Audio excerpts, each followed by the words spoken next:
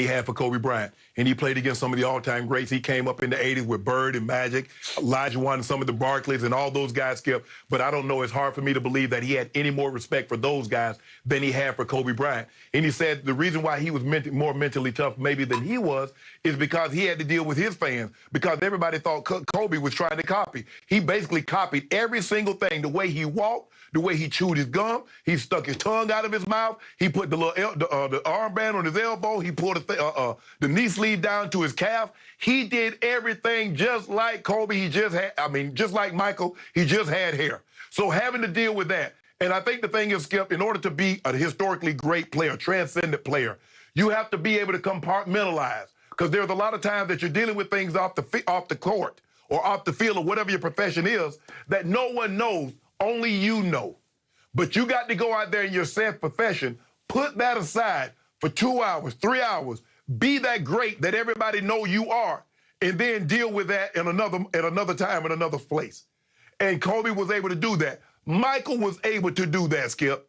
And so the profound respect that Mike has for Kobe, Skip, is really the only time that he really shows emotion. He broke down when he was trying to, Skip, I remember when he was at Kobe's homegoing, and Mike broke down trying to talk about him. That was the first time that I believe people saw a human side of Michael, with the exception of The Last Dance. And you saw a little bit of that, but this was raw.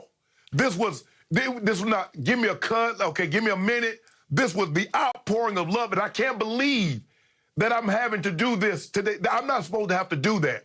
And he says he still has the text exchange between his last text exchange between he and Kobe.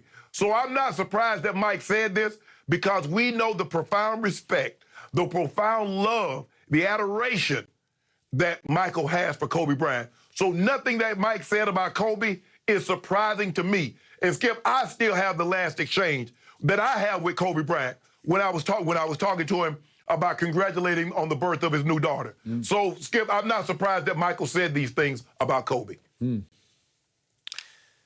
So, as I read Jackie McMullen's piece on ESPN.com yesterday, I got chills because I did have the good fortune to spend a lot of time around Michael Jordan in Chicago during that '98 Last Dance season. And I didn't know he had this in him. But he has it in him for one man and one man only, the late, great Kobe Bryant. And as he said at Kobe's memorial, this is what Kobe does to me, as he broke down and cried.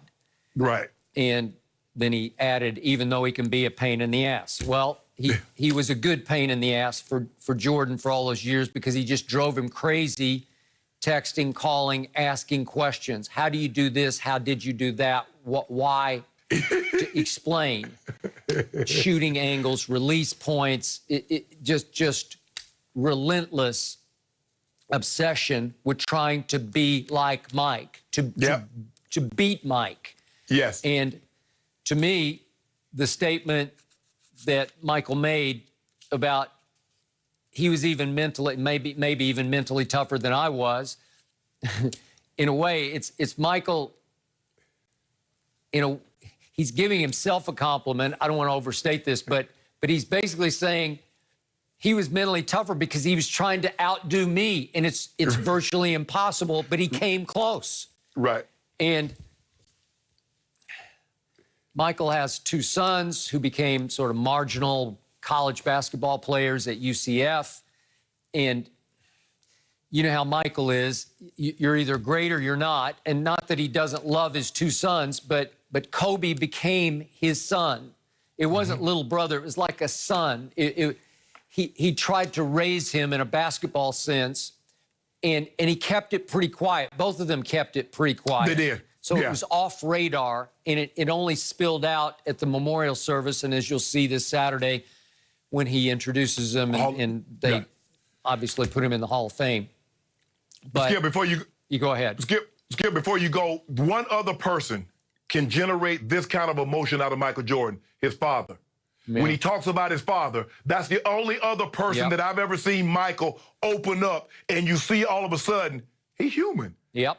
He's just not all nothing gets to me. I'm all basketball. He shows a human side. He shows that your man.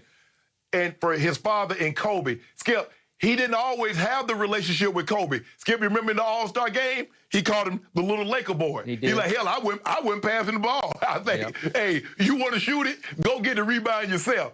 But Kobe was so persistent. Skip, you know how it is it's like a child and his father. He tugged on his pants long enough. Will you buy me this, Mike? Will you buy me this? Will you buy me this? Yep. And pretty soon, Dad breaks down and said, okay, boy, go get it. After a while, Kobe just kept texting him and calling him. And after a while, Michael said, okay, damn. What, Kobe? What? I agree. And yet, as Jordan said to Jackie McMullen, that he's talking about as he introduces Kobe into the Hall of Fame, that he's going to let his emotions go again. He's not going to guard anymore because it's real. And he said, that's the humanistic side of me, to your point. People tend to forget I do have one. Right. And remember, that was his biggest regret about the documentary, The Last Dance, is that you're seeing that practice, you know, that archived practice footage no one had ever seen before.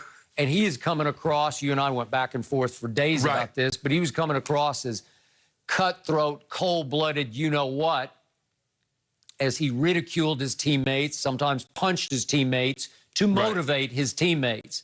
And a lot of people said, God, what a bad guy. And I said, well, that's how he went 6-0 in the finals with 6 MVPs, because that's what he was made of, and it all worked. That was his way of motivating his teammates. Maybe it wouldn't work for anybody else, but it worked for him. Right. But I also think as he rises up in age towards 60 years of age, he starts to think, gee, am I coming across like a really bad guy? Well, maybe to a lot of people. So I think he is relishing the opportunity to, so to speak, let his hair down. Not that he has much to let down, but he's just going to let it fly. Just be real, 100%. Michael Jeffrey Jordan, and you're going to get that on Saturday, and I appreciate that. Skip, for the longest time, Michael Jordan was guarded. Yeah. Remember, he would not do an interview unless he was suited and booted. He was fully dressed, had the earring. So he always was going to be on his best behavior. And it was like, well, damn, does he go to bed in a suit? Because I never see him less than immaculate. So he was so guarded. He was so guarded because he thought that any sign of emotion was a sign of weakness, and he didn't want that. So now, Skip, he's away from the game. It's okay. I think the biggest thing that Michael had is that he never showed vulnerabilities. So now, Skip, showing this emotional side of him, he shows that he's vulnerable. He showed that I am human, and that things that I may have said or you don't think impacts me, they really did. They really does. And I feel what you're feeling right now for Kobe, magnify that times 25, because I knew him in a way you guys didn't. I had one-on-one conversations. And remember, Skip, it was about a thing of tequila that Michael Jordan had sent Kobe. Jordan's brand of tequila that he had sent him. And Kobe was saying, bro, this thing, you hit it out the park with this one. So he had a very unique relationship, and Mike was willing to let his guard down. Not for many people. Maybe for his family. Dad, for sure, we know because how his dad tragically passed. And Kobe. That's really the only time that we've seen Mike let his guard down. I agree. So let me hit you with a quick anecdote that I've read in a new book that's coming out by the great Tim Grover, who trained both Jordan and Kobe. Okay. The new book, it's not, I'm reading an advanced copy. It's soon to be out, called Winning. But in it, Tim Grover points out that Kobe actually worked harder, trained harder than Michael ever did, but that Michael trained smarter than Kobe. Like, Michael just got it. Like, I need to do this much, but I don't need to go over there. But Kobe was just relentless in his pursuit of trying to become Jordan. And to do it, he was going to work longer hours, stay in the gym later. Tim writes anecdotes about you'd have to meet Kobe at 3 o'clock in the morning at the gym to get shots up because he was possessed, not obsessed. He was possessed with becoming Jordan. So he's working harder, and I think that's also why Jordan watched this and said, well, he's even mentally tougher than I am because I don't need to be that mentally tough. And the thing is, but here's the thing. Kobe is looking at it like, hold on. Michael, you trained Michael. And he said, knowing what Michael is, I know he did at least this. Yeah. Probably more. So that's why Kobe, so even though Tim was like,